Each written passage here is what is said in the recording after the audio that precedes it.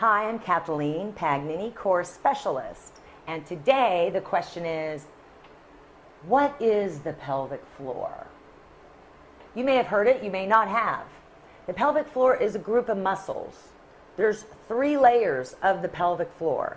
It actually sits below, or actually right at your hip bone level, you know where your hip bones are, so that the layers sit just below that level inside of you and is the bottom of your inner core. Remember, we talked about the inner core being the true core, inner core being made of the diaphragm, fascia, transversus abdominis, and the pelvic floor.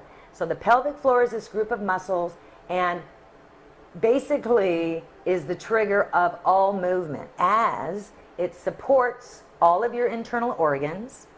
That's the job of the innermost layer, and we're going to go break it down a little bit. The outside layer, which you may know as the Kegel layer, that's responsible for going to the restroom, sexuality, that sort of thing. That muscle on the outside, the Kegel muscle, is really not, the first responsibility is not holding the organs up. It's also acting as a reinforcement muscle. Like we talked about earlier, as far as the inner core and the outer core. The inner core stabilizes, the outer core reinforces. The pelvic floor is in layers as well. It's the same thing.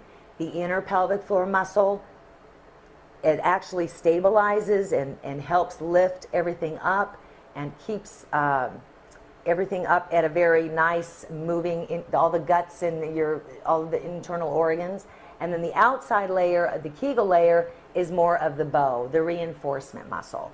So that's the 3 layers of the pelvic floor, sitting at the base of your inner core, and is the trigger of all movement. So it's one of those real important muscle groups that we need to pay attention to.